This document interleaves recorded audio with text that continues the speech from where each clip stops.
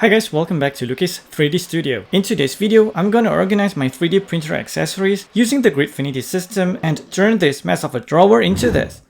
I usually just threw in all my 3D printer stuffs into this drawer, and it became such a mess that I finally decided to give Gridfinity a try and use it to organize my stuff. For that reason, I've been doom scrolling Maker World for the last few weeks, looking for some of the best Gridfinity storage solutions, so hopefully this video gives you some inspiration to start your own Gridfinity organization project. So without further ado, let's get right into it. I have this Mica desk, which is the less popular one from IKEA, and the first thing I need to print is the Gridfinity baseplate for the drawer. Now I could go the hard way and measure the dimensions of the drawer, then generate the baseplate myself, or I could go the easy way and find pre-made baseplates on Maker World or other 3D model platforms for this exact IKEA model. If you have IKEA furniture, there's a very high chance that you'll find baseplates already made by someone in the community, and if not, there are several online generators you can use, and the easiest one is this generator by Chris Grab. It's already integrated into Maker World, so all you have to do is hit customize, type in the dimensions, generate the model, and import it into your slicer to start printing. In my case, I'm just gonna print this plate made by YR Kim and call it a day. The best part about this baseplate is that it covers the entire drawer, so I can actually fit more bins and maximize the available space. Some generators add these bars here, but honestly, I think they just waste space.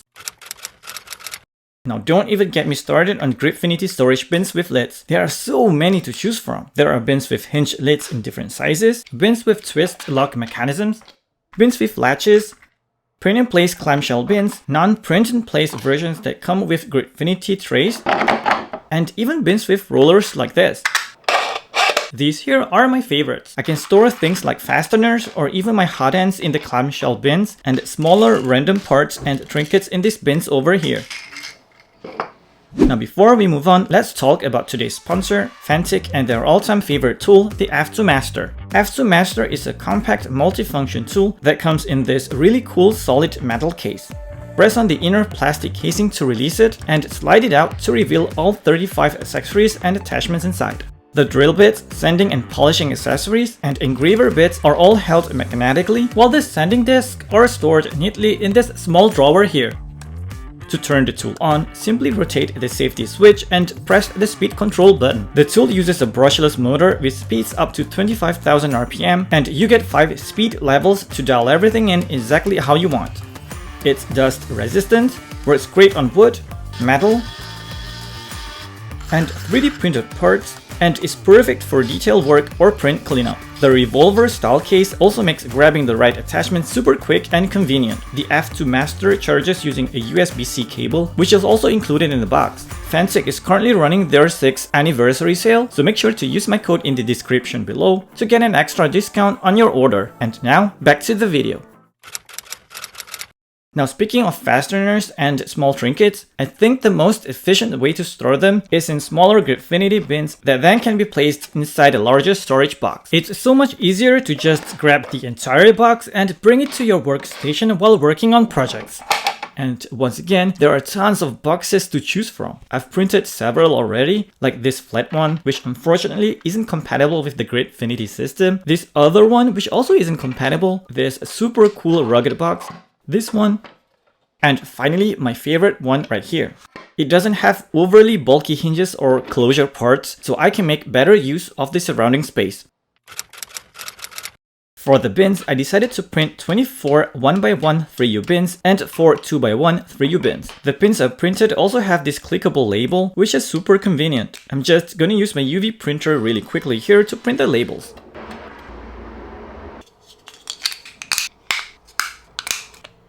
I also found this funnel, which makes it much easier to pour screws into the bins, perfect for people with sausage fingers.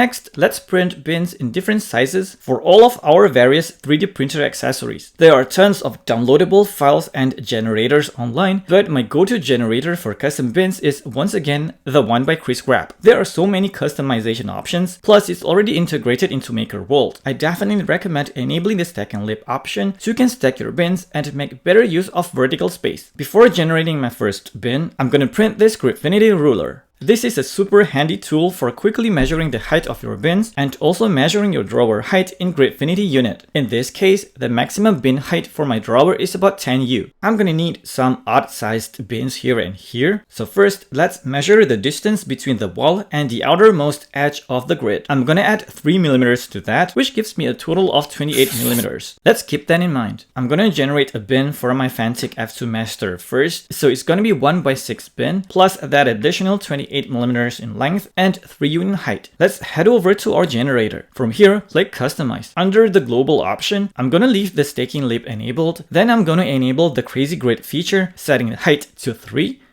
length to 1, and depth to 6. Next, I'm gonna scroll down to extension mode and enable the standard straight feature. Then just below that, I'm gonna add a 20mm extension to the left of the bin. Let's hit generate and download the STL file. You can also download it as a 3MF file if you don't plan on redesigning the bin. In my case, I'm gonna add a TPU inlay to protect my F2 Master from scratches, so I'm gonna open the STL file in Fusion 360. To do that, go to Insert, select Insert Mesh, and locate the STL file. Click the body, then in the mesh menu, go to prepare and select generate face groups. Set the type to accurate and hit OK. Then go to modify and select convert mesh. While the body is selected, set the operation to parametric and hit OK. It's gonna look a little weird because that's one of the limitations of the free versions of Fusion 360, but it's not a big deal. You can still create inlays or slots using one or more surfaces as references.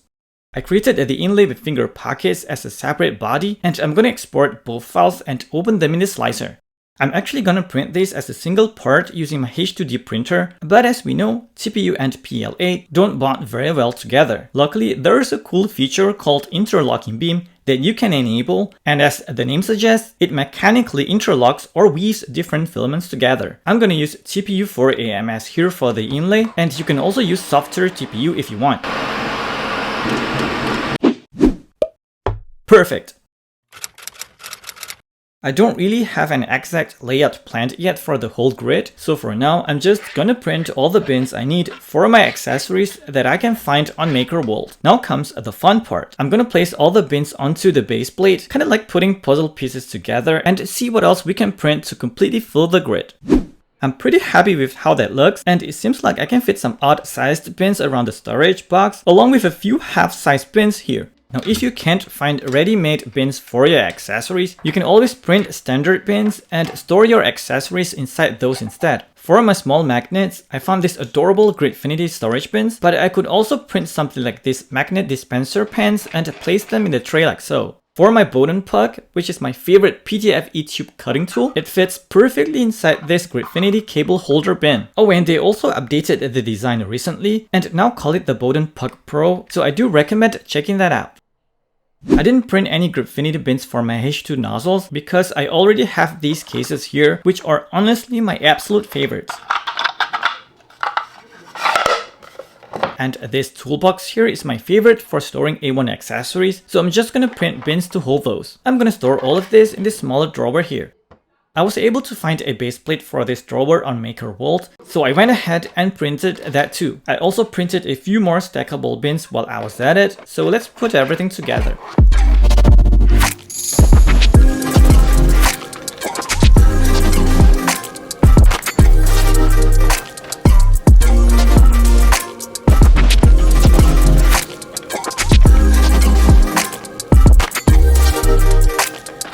That looks super polished and organized, and I have to admit, putting all this together was actually really fun and surprisingly addictive. Just a heads up though, it does use a lot of filament. You're probably looking at least 2 kilograms of filament minimum. I burnt through around 4 spools printing all of these, although I did print a lot of bins for testing as well. And that's for a drawer this size. Imagine doing this for larger drawers or multiple drawers. Oops, I probably shouldn't have shown you that. I guess it's time to throw away this sloppily made foam board separators and do some serious Gridfinity organization. Now I'm going to design my own custom bins for my post-it notes and ink bottle, and this time I'm going to do it directly in Fusion 360 using the Gridfinity plugin. To get the free Gridfinity plugin, head over to Autodesk Marketplace and search for Gridfinity Generator. Download and install it on your PC or Mac. Once installed, open Fusion 360, go to Create, and you'll see two new tools, the Gridfinity Bin tool and the Baseplate tool. Let's select Gridfinity Bin. I'm going to set the width to 3, the length to 4, and the height to 4. Then I'm going to set the bin type to solid and hit OK. From there, I can design whatever slots and finger pockets I want using the sketch tools. Besides sketching and designing the slots manually, there are also other methods you can use. I'm sure you've heard of Tool Trace AI, which was featured by CNC Kitchen. Personally, I'm not really a fan of it. It tends to generate weirdly shaped slots for me, and it's only free up to a certain point, so that's another downside. But hey, if it works for you, then great.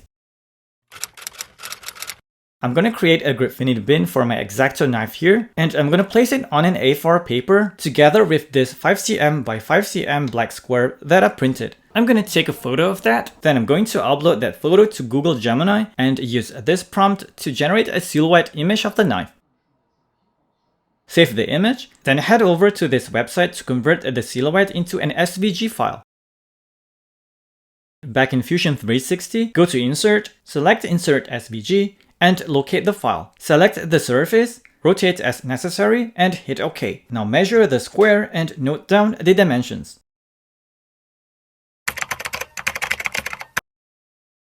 I'm going to extrude the silhouette 7mm downward. Then select the body and search for the scale function. Set the scale type to non-uniform. For the X scale, type in 50 divided by whatever X dimension you measured earlier. Do the same for the Y scale and hit OK. Then select all the surfaces except the top and bottom surfaces and search for offset face function. I'm going to set that to 0.5mm to give the knife a little bit of wiggle room. Move that body and position it wherever you want the slot to be. Then click Combine, select the bin body first, then the knife body second, set the operation to cut and hit OK. Next, I'm just going to add some finger pockets and we're done. Although there are quite a few steps involved, this method is completely free. I have to admit, the Gridfinity ecosystem felt pretty overwhelming at first. There are just so many models and accessories out there that it's hard to know where to start. But once you understand how the system works, it actually becomes pretty easy. And honestly, pretty addictive too. And it's incredibly satisfying seeing all of your stuff organized like this. You can find links to all the models and products used in this video in the description box below, so make sure to check that out. Let me know in the comments if you're already using the Gridfinity system to organize your stuff, or if you're planning to start using it in the future. If you found this video helpful, I'd really appreciate it if you could leave a like to help support the channel. Also, don't forget to subscribe if you haven't already, and as always, I'll see you guys in the next one.